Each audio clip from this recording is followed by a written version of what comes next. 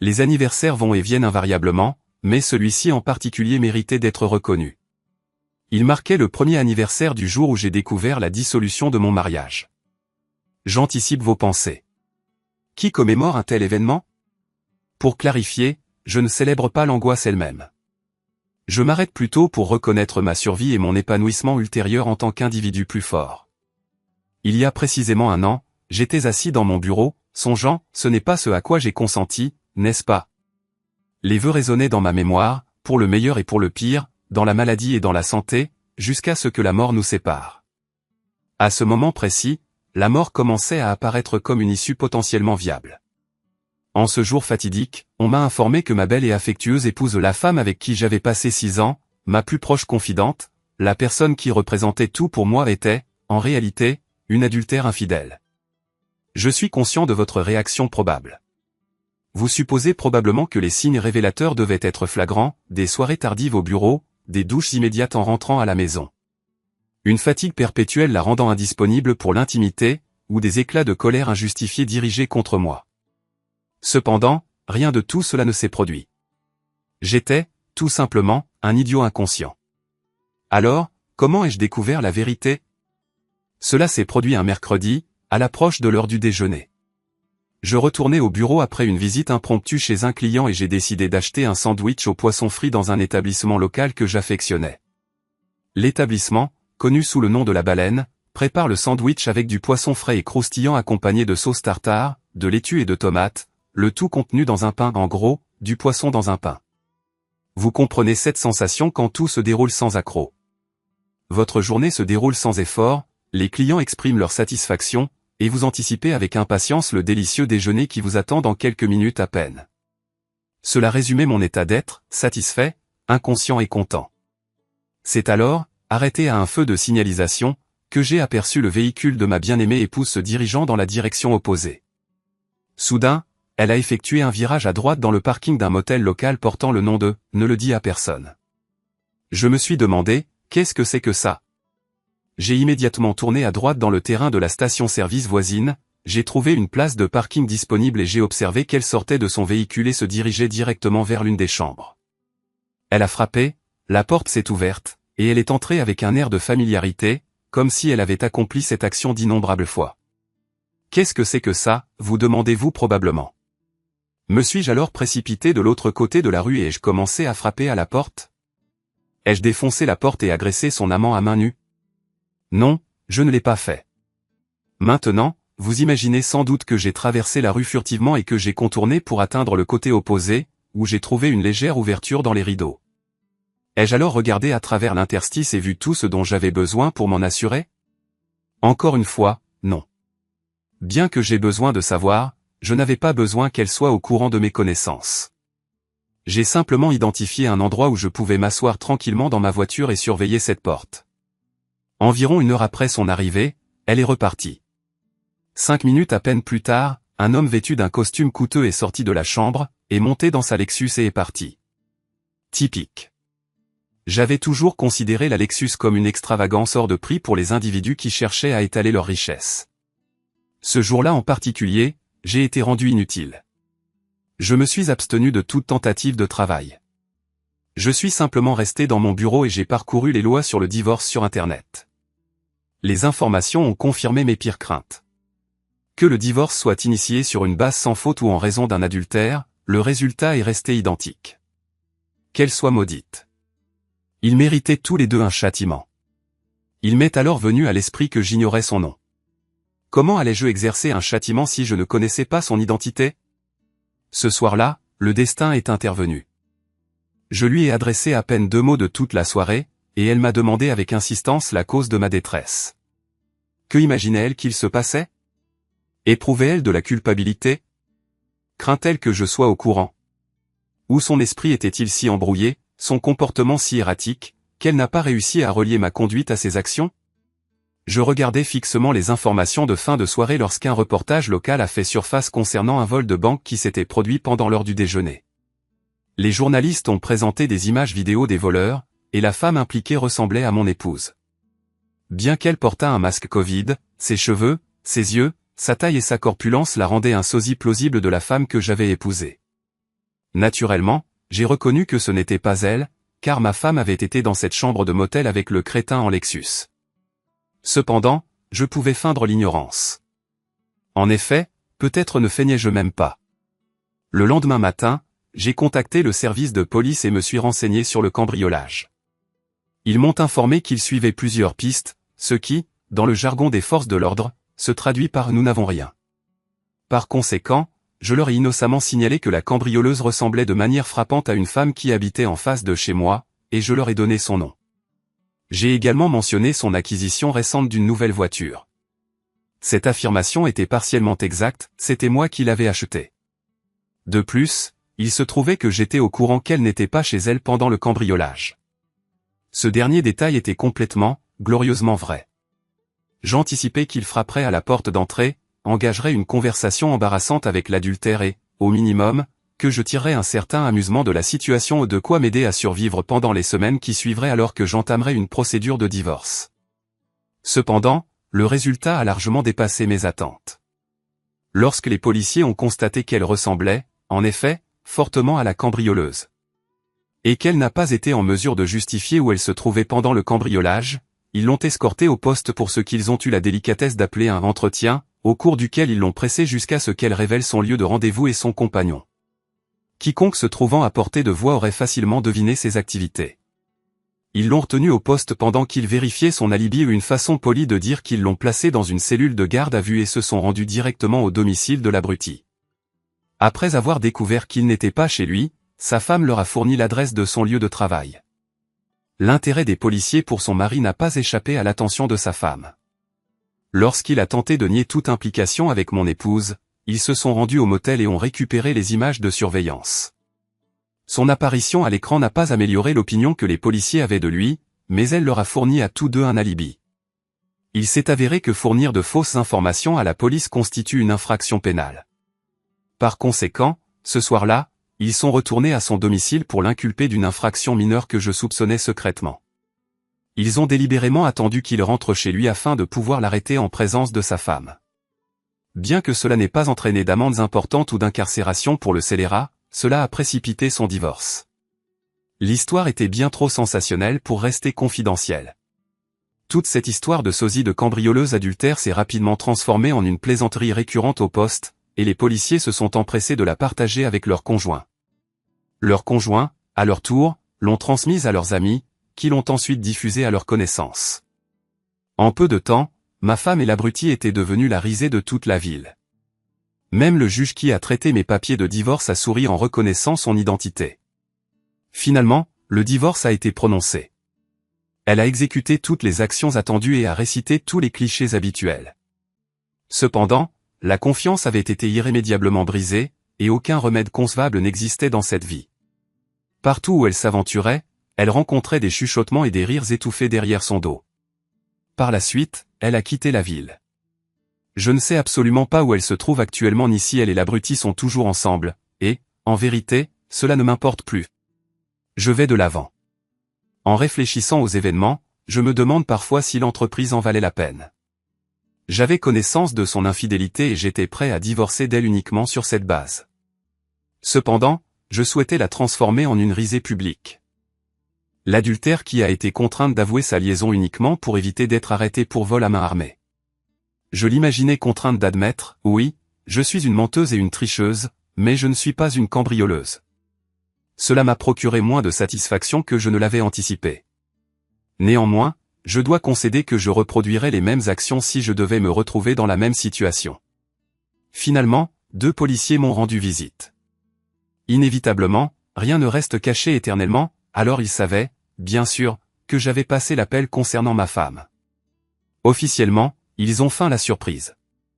Officieusement, j'ai proposé d'offrir une bière à chacun d'eux, et nous avons convenu de considérer cela comme ma modeste amende.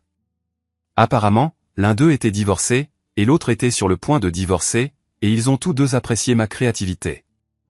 Ne recommencez pas fut leur unique avertissement.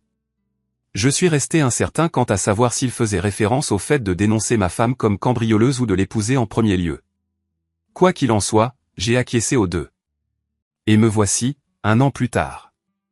J'ai éradiqué la tromperie qui me hantait, et je reconstruis ma vie. J'avais une poignée d'amis secondaires qui étaient, en réalité, ses amis et qui avaient connaissance de sa trahison, de sorte que rompre les liens avec eux s'est avéré simple. Par la suite, je me suis recentré sur les vrais amis qui étaient restés à mes côtés. Je me suis abstenu de toute relation amoureuse jusqu'à la finalisation du divorce. J'ai utilisé cette période pour digérer mes émotions.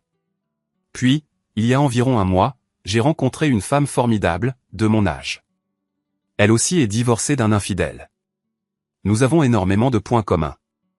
Elle aussi reconstruit sa vie, et elle s'est également donnée pour mission de trouver le meilleur bourbon produit sur Terre. Nous considérons cela comme notre quête sacrée et l'abordons avec le plus grand sérieux. Peut-être que notre relation s'épanouira, peut-être pas. Nous avançons à un rythme délibéré. Pour l'instant, je savoure simplement chaque instant que j'ai le privilège de passer avec elle, et ce soir, elle m'aide à célébrer l'anniversaire de mon divorce. 2 ans. Salut les filles, comment ça va, s'exclama Jordan en s'approchant de 2 de ses amis, toutes 2 au début de la vingtaine, assises au bar en bois sombre du Dingo Sport Bar.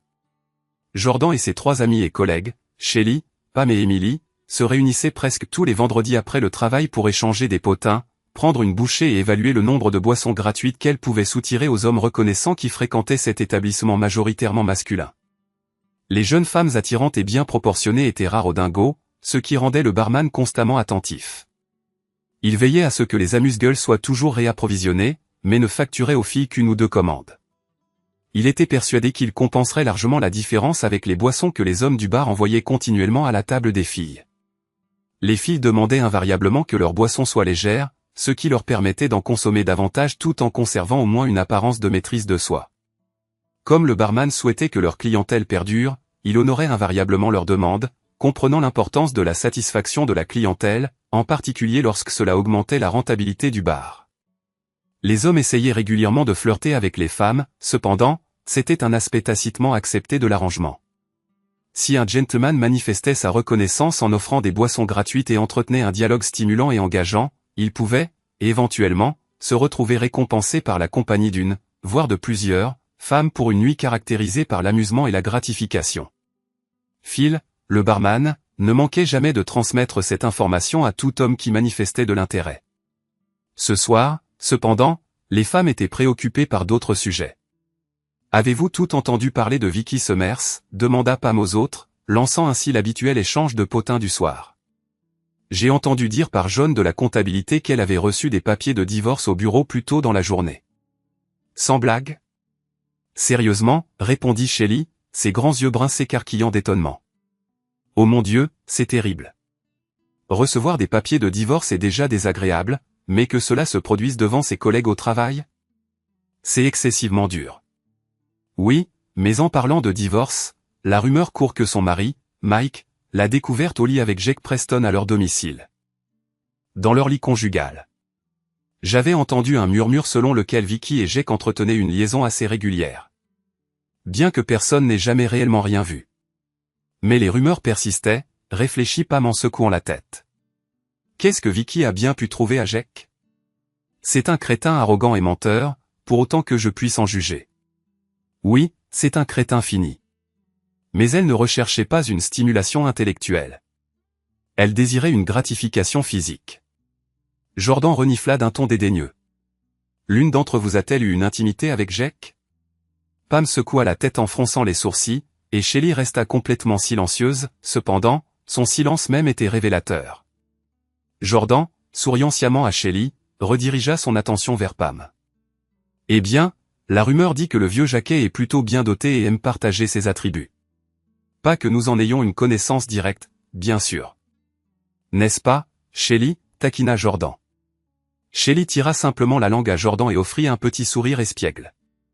Pam intervint, écoutez, le plaisir occasionnel est une chose quand on est célibataire, mais le rechercher activement quand on est marié est une toute autre affaire. Particulièrement quand votre mari ressemble à Mike Summers. Maintenant, c'est une sacrée prise.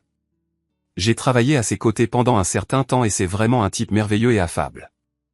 Il est drôle, intelligent, plutôt attirant et occupe un poste stable. Que pourrait désirer une femme de plus? Je consentirais à avoir des relations sexuelles avec lui au milieu de Main Street à l'heure de pointe si je pensais que cela attirerait son attention. C'est un vrai homme à mon avis, continua Pam, commençant déjà à s'agiter. À quoi pensait Vicky? Cette sotte adultère mérite de le perdre. Quelle andouille d'adultère! Pam cracha les mots, les exhalant pratiquement avec force. Jordan répondit, oui, absolument. Cette idiote d'adultère a gâché toute son existence pour une aventure éphémère avec un crétin infini. Au moment où elle a reçu les documents juridiques, elle s'est effondrée en larmes hystériques et a supplié qu'on la laisse partir, disant qu'elle devait voir ses parents. Elle s'est enfuie chez maman et papa comme une enfant. Une gamine pourri gâtée, c'est tout ce qu'elle est. Jordan soupira, puis fixa rêveusement l'horizon. Mike est tout simplement magnifique. Shelly eut soudainement un hoquet d'étonnement. Vous savez ce que cela signifie, mesdames. Mike Summers est sur le point de revenir sur le marché des rencontres, si l'on peut dire. Le malheur de Vicky pourrait bien être notre chance. Pam et Jordan échangèrent des sourires entendus et, presque à l'unisson, déclarèrent « Oh oui ». Que les jeux commencent. Elles levèrent toutes leurs verres en un toast enjoué. Elles rirent de cette plaisanterie pendant un bref instant, puis le barman apporta 3 nouvelles boissons fraîchement préparées, annonçant qu'elles avaient été commandées par le gentleman distingué en costume bleu. Du bar, les femmes levèrent leurs verres en signe de reconnaissance envers leur nouveau bienfaiteur et gloussèrent, se demandant si l'homme croyait vraiment pouvoir toutes les gérer. Puis, elles reprirent leur conversation. Soudain, Pam parut un peu pensive et demanda, « Est-ce qu'Emily est au courant pour Vicky et le divorce? Vous savez à quel point elles sont proches, comme des sœurs. Où est-elle d'ailleurs? Elle ne devait pas arriver ce soir? » Jordan acquiesça subtilement et dit, « À ce que je sache, oui, mais elle a été plongée dans des réunions de conseil d'administration pendant les 3 derniers jours, prenant des notes et les transcrivant ensuite pour préparer certains documents. Elle devrait arriver dans environ 30 minutes. Elle occupe un poste respectable, mais dès qu'elle doit produire des transcriptions de réunions de conseil, ça la vide littéralement de son énergie. Je suppose que tout avantage a son inconvénient. Mesdames, nous devons faire attention à ce que nous disons sur Vicky en présence d'Emily. Vicky est peut-être une adultère méprisable ou perfide, mais en réalité, c'est une bonne personne. Shelly grogna avec un large sourire. Tout le monde gloussa de la plaisanterie de Shelly, mais elle leva la main et ajouta, « Non, sérieusement, tout le monde, nous ne voulons pas blesser les sentiments d'Emily en dénigrant son amie. » Elles hochèrent toute la tête en signe d'accord. Jordan parla doucement. « Je pense que nous devrions l'informer de ce que nous savons, si elle ne l'a pas encore appris. Étant donné qu'elle a été occupée ces 3 derniers jours, elle n'a probablement pas parlé à Vicky. Je l'ai aidée une fois avec des réunions de conseil, et j'ai cru que j'allais en mourir. C'est un travail épuisant. » Shelly annonça, « Emily vient d'arriver. » Restons calmes, mesdames. Emily repéra ses compagnes et fit un signe chaleureux, s'approchant avec assurance de leur table avec un sourire accueillant. Elle sentait toutes les paires d'yeux de l'établissement se tourner vers elle, alors elle se redressa légèrement et accentua subtilement sa généreuse poitrine. Ses cheveux roux flottaient gracieusement derrière elle, amplifiant l'effet général. Emily semblait un peu fatiguée, mais sa démarche vive et enjouée l'anima ainsi que l'atmosphère du bar lorsqu'elle atteignit la banquette. « Salut, Emily, tu es fantastique, ma belle. »« Purée, tu sais vraiment comment faire une entrée, » dit Pam avec admiration. « Salut, les filles. Je suis désolé pour mon retard. »« Vous attendez depuis longtemps ?» demanda Emily avec son doux accent du Sud. Shelly répondit avec un sourire chaleureux. « On n'attendait pas, ma belle. On a juste commencé sans toi. »« D'accord, alors, il faut que je me rattrape et, honnêtement, j'aurais bien besoin d'un peu de réconfort liquide après la semaine que j'ai passée. » Emily soupira audiblement en se glissant dans la banquette, se permettant enfin de se détendre. Les 4 amis se mirent au courant des dernières nouvelles et conversèrent agréablement de choses et d'autres pendant un certain temps, tandis qu'au moins 3 tournées de boissons et de nouvelles assiettes de nourriture apparaissaient sur la table. Le barman s'attarda un instant, feignant de se soucier de leur bien-être et s'assurant qu'elles avaient tout ce dont elles avaient besoin. Cependant, il était parfaitement évident qu'il était en réalité là pour rester aussi près que possible de la vision à couper le souffle qui venait d'entrer. Emily était belle. De longs cheveux blonds vénitiens avec des boucles douces qui encadraient son visage. Ses yeux vert vifs capturaient l'attention instantanément. Sa silhouette était athlétique, avec des courbes fines et de longues jambes toniques. Elle était l'incarnation de la féminité et, de plus, une personne gentille et compatissante. Sa voix douce, imprégnée d'une douce cadence du Sud, pouvait faire fondre le téléphone dans votre main si elle parlait à l'autre bout du fil. Emily était spéciale. Tout le monde le reconnaissait, sauf elle-même. Le barman était comme un chiot attendant son ordre, et elle l'attira encore plus près lorsqu'elle toucha son bras et dit « Merci, Phil. Vous êtes toujours si gentil avec nous. Vous êtes un vrai plaisir. » Phil rayonna. « Si ces dames ont besoin de quoi que ce soit, n'hésitez pas à me le faire savoir. » Il a quasiment trotté jusqu'au bar avec un entrain débordant. « Nom d'une pipe, comment tu fais ça ? Tu pourrais lui demander sa voiture et il te remettrait les clés et la carte grise sans même te demander pourquoi tu devrais donner des cours, » s'émerveilla Pam. « J'adore voir les hommes fondre à tes pieds. »« Oh, arrête, Pammy. J'aime juste montrer aux gens que j'apprécie ce qu'ils font pour moi, c'est tout, » répondit Emily avec un sourire.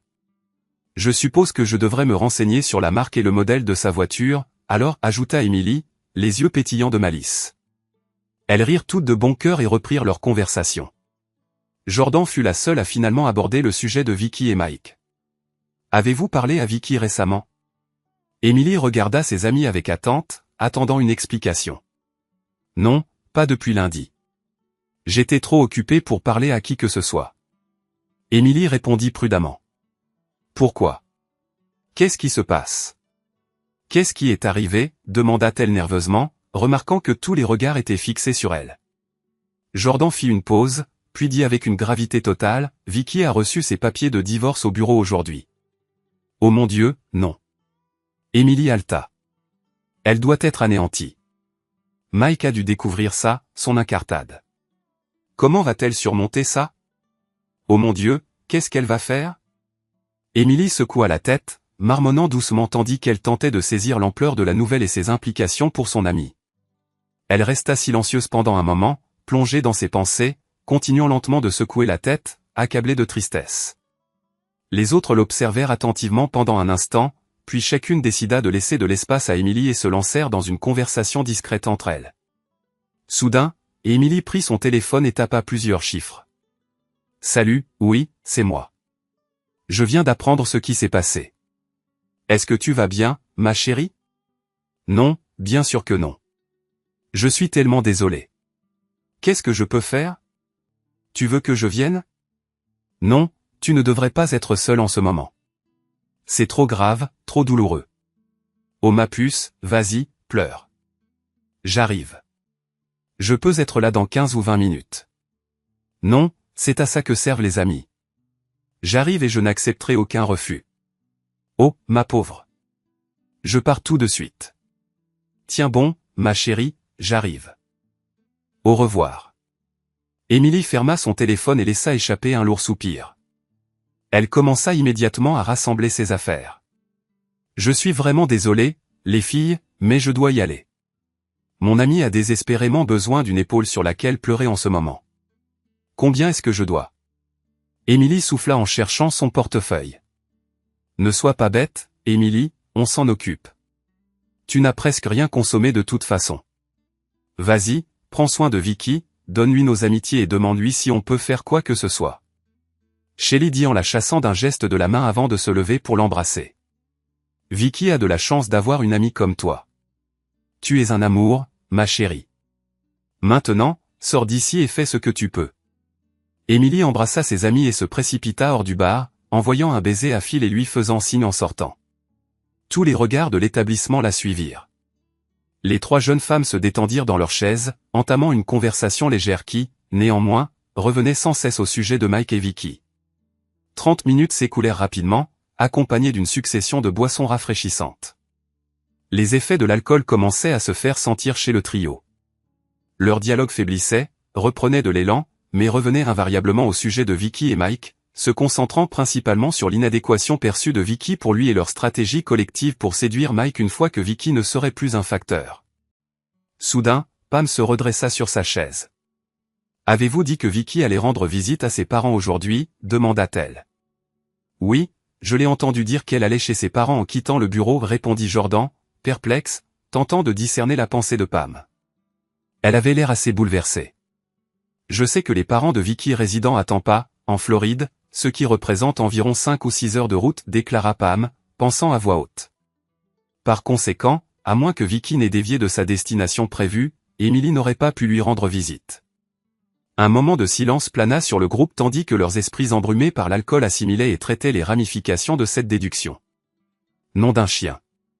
Elle ne va pas aider Vicky. Elle a l'intention de rencontrer Mike. Shelly s'exclama brusquement, merde. Les deux autres répondirent à l'unisson. Phil, l'addition, s'il vous plaît. Nous devons partir. Men er det ikke en observer, jeg skal bruge, eller hvad? Hvad er det der ovenpå? Er det observeren?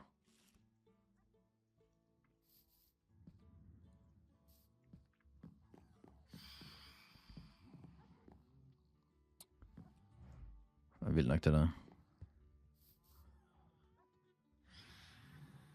Så der resten af aftenen med min Rubik's Cube. Ja, tak. Okay. Er du født på en gård? Nej. Hvad mener du? Født på et hospital? Hvad er det over din dør?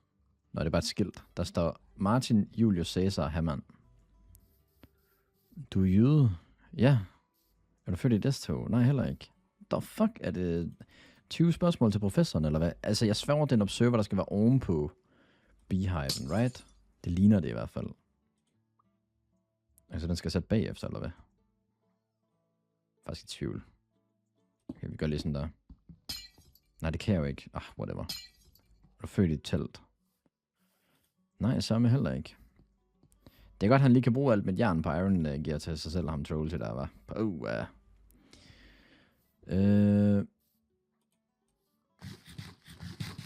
Ja, KS.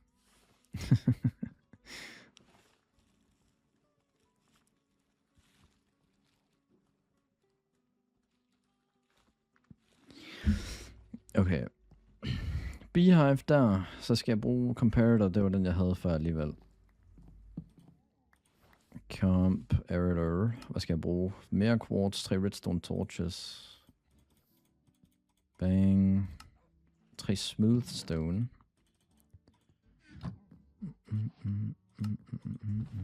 Comparator. No. Hvad skete der lige? The fuck? Okay. Comparator der. Hvad siger den så? Det kan godt være, jeg skulle have lavet den længere nede. Så kan godt være, jeg kommer til at fuck mig selv her. Kan jeg jo få refund på mine points? Nej, det kan du ikke, Trash. En. Og så en op. Bang. Og så skal jeg bruge en slap nu, eller hvad? Hvad fanden, mand? Det er godt nok krævende for at lave det her. Fjolle kan man join i 1.21.11. Jeg tror ikke umiddelbart, at du kan join lige nu, mate. Det tænker jeg faktisk ikke, nej. Prøv lige at sætte ild til det tårn, bare det er for sjov. Ej, det er okay.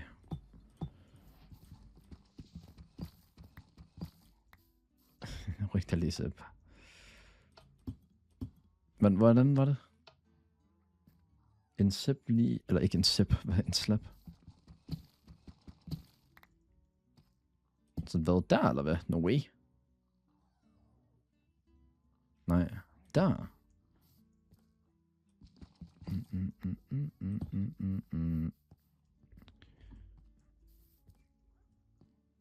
Sådan der, right? Altså redstone. Ja, det må det være.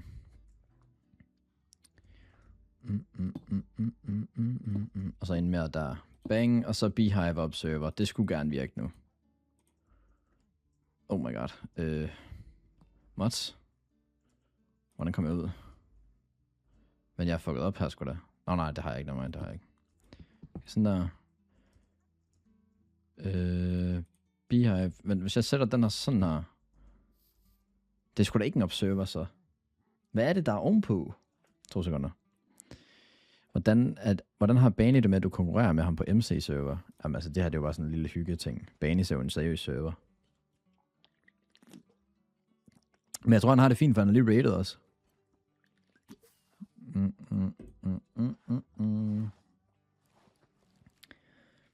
Hvad er det der? Redstone comparator. Hopper.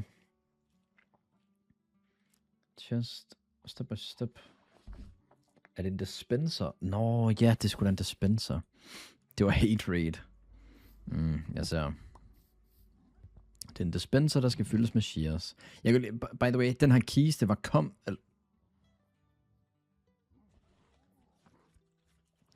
den her kiste var tom, inden Mo og Trollsy kommer hen, by the way. Eller fyldt, den var fyldt for helvede.